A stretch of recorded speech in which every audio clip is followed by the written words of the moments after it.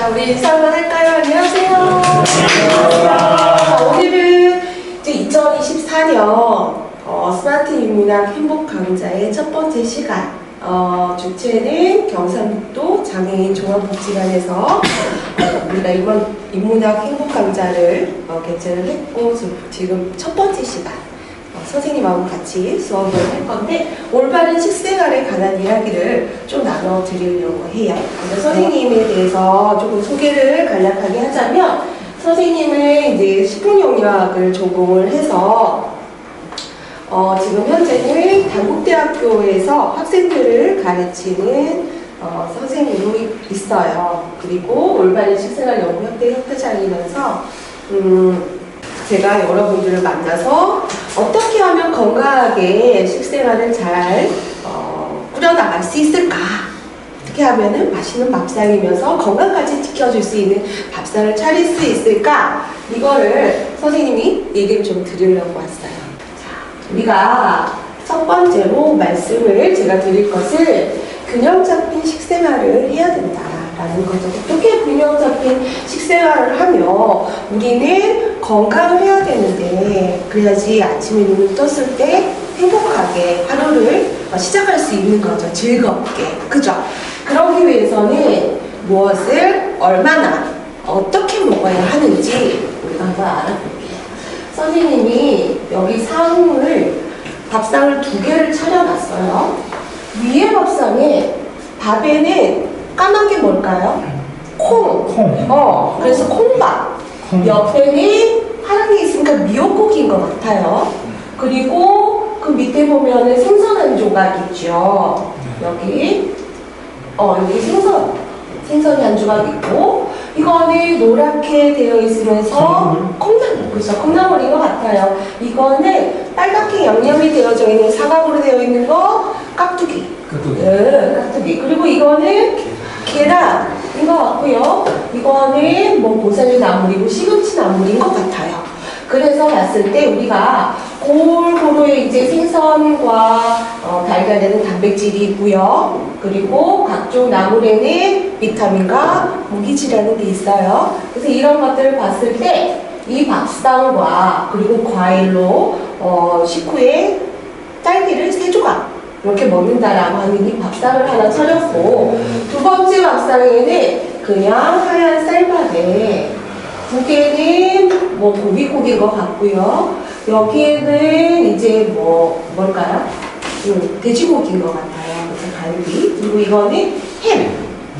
이거는 아까 여기 올려져 있는 생선. 그리고 나물 반찬은 어때요? 굉장히 몇 가닥 되지 않아요? 그쵸?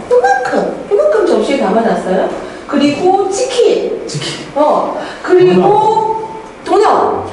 그리고 계란을 2개. 이렇게 먹었을 때랑 여기 위에 먹었을 때랑 어떤 차이가 있을까? 어떤 게 더 균형 있고 골고루 먹고 건강 밥상일까 생각을 해보셨어요? 어떤 걸까? 그래서 우리가 건강하게 균형 잡히게 먹으려면 고기도 단백질도 중요하지만 여기 있는 채소 반찬에 들어있는 것들을 하루에 밥상에서 아침, 점심, 저녁 그래서 밥상에 2가지 이상은 꼭 채소 반찬을 먹어야 된다. 이렇게 생각을 하시면 좋으실 것 같아요. 자, 혹시 이런 거 본 적 있으세요? 이런 거? 이거는 뭐냐면 우리 한국인들이 어떻게 하면 조금 더 균형 있게 다양성 있게 골고루 식사를 할 수 있을까 이런 것들을 고심을 하고 해서 이제 보건복지부나 국민건강영양에서 이렇게 도식화로 그림으로 나타냈어요. 이 의미를 선생님이 하나하나 차근차근 알려드릴게요. 자, 뭘 타고 있어요? 자전거를 타고 있습니다. 앞바퀴에는 뭐가 있어요? 물이 있어요. 뒷바퀴에는 뭐가 있어요? 각종 식품들이 있어요. 그쵸? 먼저 앞바퀴에 있는 물을 보자면 옛날에는 그냥 물은 물이었어요. 그런데 요즘에 이제 물 또한 영양소로 얘기를 해요. 그래서 영양소의 한 부분이고 하루에 물을 몇 컵을 먹어야지 건강합니다 라고 얘기할까요? 8컵? 딩동댕 8컵이에요. 8컵이 몸에 좋다고 하니까 한꺼번에 한 자리에 앉아서 8컵을 먹는다. 아니면 아침에 눈 뜨고 자기 잠자리에 들기 2시간 전까지 나누어서 8컵을 먹는다. 첫 번째, 두 번째? 두 번째. 그쵸?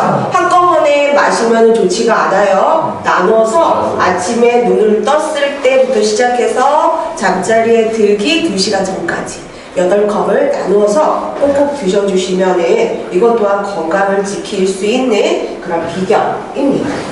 자, 뒷바퀴를 이렇게 봤더니 면적이 다 다르죠? 네. 면적이 가장 넓은 거는 뭘까요? 여기 공유라고 적혀져 있는 이 면적이 가장 넓어요. 우리가 아침, 점심, 저녁을 밥을 먹을 때 가장 많이 먹는 비중은 탄수화물이고 그 탄수화물의 주가 되는 것은 여러분들이 좋아하는 쌀, 콩, 잡곡밥, 공유고 그리고 여기에 이제 그 다음으로는 뭐냐면 면적이 넓은 것은 고기, 생선, 달걀, 콩류 이거를 우리가 뭉쳐서 뭐라고 얘기하냐면 단백질이라고 얘기를 해요. 그리고 또 하나는 우유와 유제품이 있는데 우유와 유제품의 가장 좋은 성분이 칼슘이라는 거예요.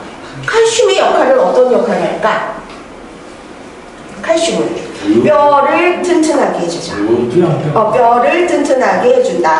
우리가 우유를 하루에 한 개씩은 먹어주는 것이 좋다라고 얘기를 할 수가 있는데 우리 친구들 중에서 우유를 먹으면 설사를 해요라고 하는 친구 있을까요? 우유를 먹으면 우유를 먹으면 설사를 하는 게 병일까요? 아니야, 병은 아니야. 병은 아니고 우유를 먹으면 설사를 하는 것은 우유 안에는 여러 가지의 성분이 있는데 그 중에 유당이라는 게 있어요. 그 유당을 분해하는 효소가 어떤 사람은 많고 어떤 사람은 적어요. 그러니까 유당을 분해하는 효소가 적으니까 어때요? 우리 몸속에서 소화를 못 해내고 그냥 바로 대장으로 가서 설사를 한다거나 복통을 일으킨다거나 속이 더부룩하다거나 이러한 증상을 나타낸다는 거예요. 그러면 이런 사람은 우유를 전혀 먹지 못할까? 그런 건 아니고 조금씩 한 모금 한 모금 그렇게 먹을 수 있도록 하는 방법. 두 번째는 너무 찬 우유를 먹지 않고 조금 바깥에 좀 내어놨다가 2시간 이내로 먹는 방법. 그래도 설사를 한다라고 하면은 여기 이제 흰 우유보다는 딸기를 넣은 우유나 바나나를 넣은 우유 이런 것들을 대체적으로 먹는다라고 하는 방법. 그래도 설사를 해요 라고 하면은 뭐가 있을까요? 요구르트를 먹어줍니다. 요거트. 요거트는 우유를 발효를 시킨 거예요. 발효를 시키다 보니 우유에는 없는 균이 생겨. 근데 그 균은 나쁜 균이 아니라 우리 몸속에 들어와서 장을 튼튼하게 해주고 면역력을 높여주는 유산균이라는 게 생기는 거예요. 그래서 이런 것들이 생기기 때문에 우유와 유제품은 꼭 하루에 한 개씩 먹어줄 수 있도록 하는 것이 좋아요. 그래서 여기에서는 첫 번째 물을 하루에 8잔 마셔라. 그리고 곡류와 고기, 채소류, 과일류, 우유, 유제품을 균형 있게 잘 먹어라 라고 하는 것을 이렇게 그림으로 나타냈어요.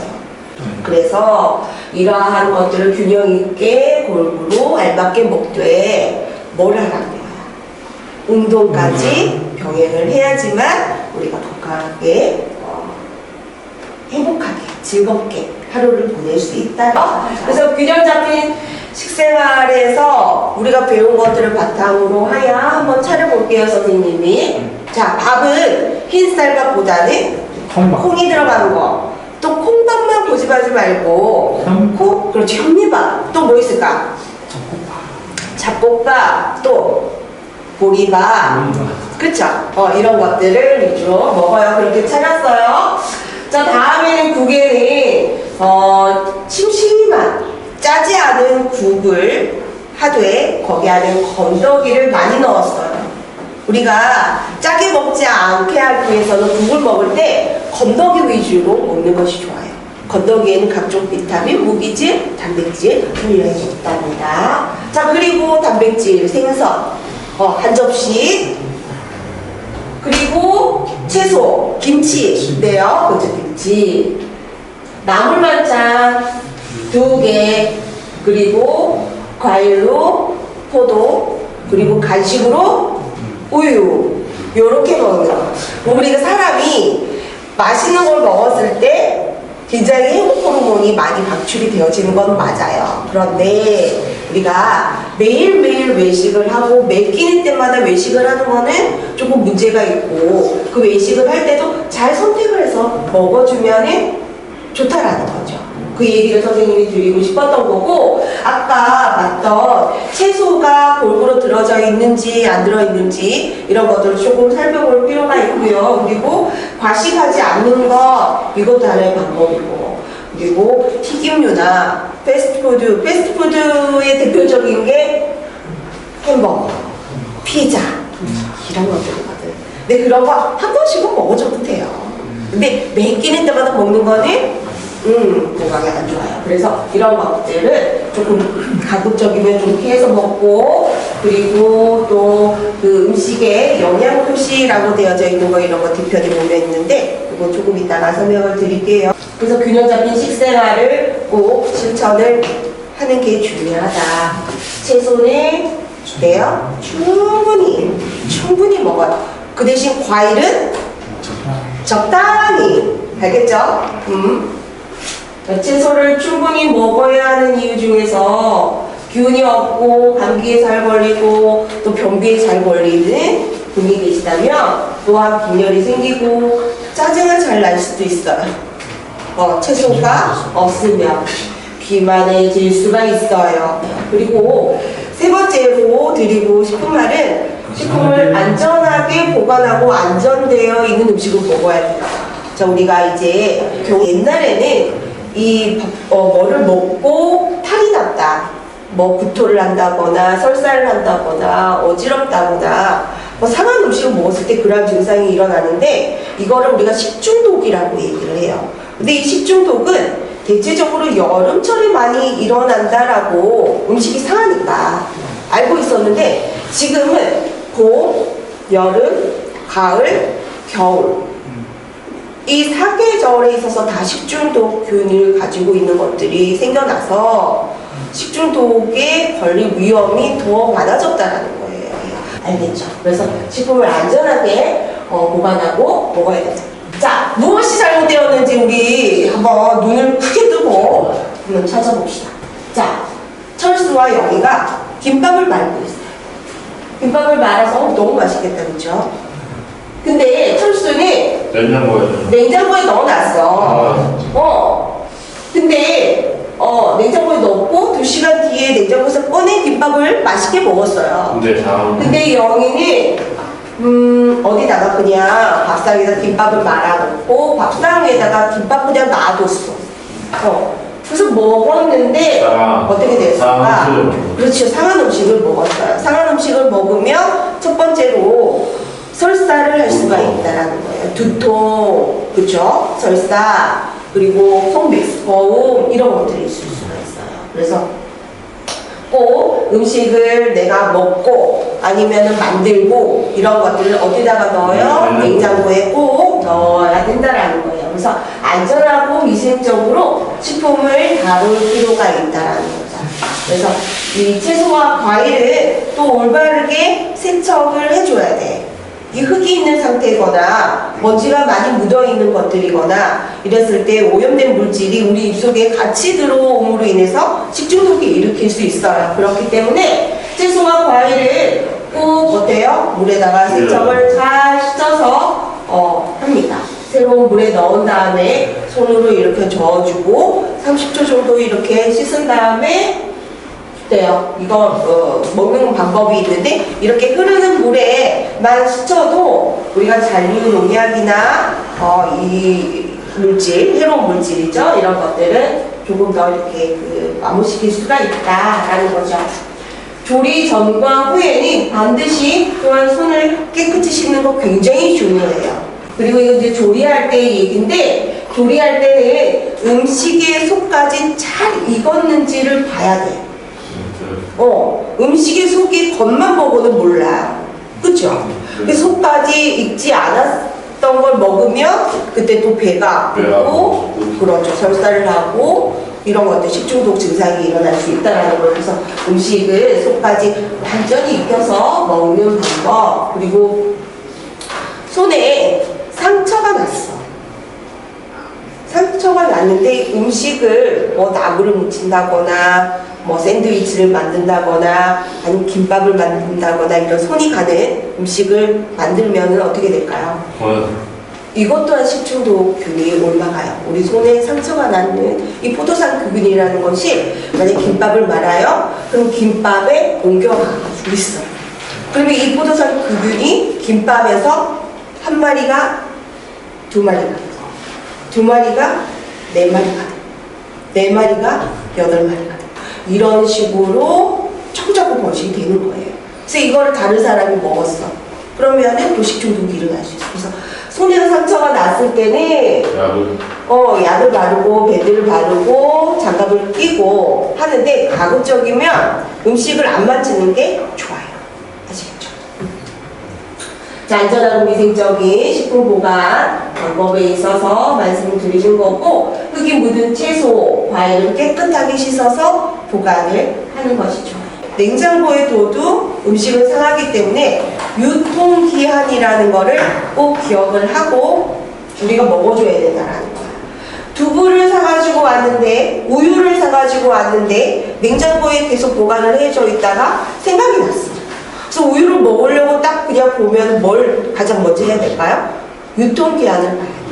언제까지 먹어도 되는지 몇 년, 몇 월, 며칠 적혀져 있죠. 그래서 오늘 날짜를 잘 기억을 했다가 오늘 날짜보다 훨씬 지났어. 그러면 이거는 먹으면 안 되는 거예요.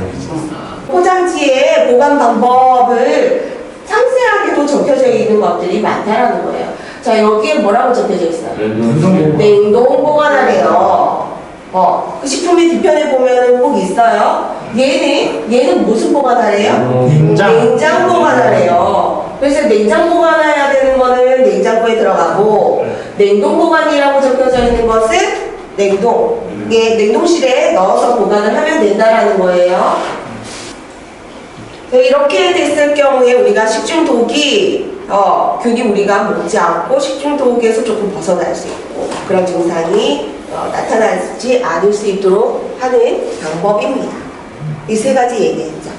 네 가지, 네 번째는 뭐냐면은 싱겁게 먹어요. 나트륨이 많이 들어있는 것들을 봤을 때 첫 번째는 우리가 빵류에도, 햄류에도 그 나트륨이 굉장히 많아요. 그리고 빵을 주 원료로 한 햄버거, 그리고 팝콘, 그리고 감자튀김, 과자류, 라면, 이런 거에 나트륨 함유량이 굉장히 많다라는 거죠. 짜게 먹으면 위험해요. 첫 번째로 암을 증가시킬 수 있고, 신장병, 소자궁증, 신장, 뇌졸중 고혈압, 이런 것들을 일으킬 수 있는 것이 주범이 뭐라고요? 나트륨. 그래서 꼭 기억을 해야 되는 것이 채소, 고기, 생선, 콩과 같은 단백질, 식물성 단백질, 이렇게 해서 반찬을 골고루 먹어라 라는 거. 우유는 하루에 꼭 하나씩, 짠 음식은 먹지 않는 것이 좋아요. 국물 안에 들어있는 건더기는 먹고 그 국물은 다 마시지 않기. 그러면 우리가 몸속에 나트륨이 그렇게 많이 들어가지 않겠죠. 라면을 끓였을 때도 그래. 국물을 좀 남겨. 항상. 그게 하나의 방법이에요. 술을 드시나? 술은 가급적이면 안 먹는 게 좋아요. 그리고 물은 하루에 몇 잔? 8잔.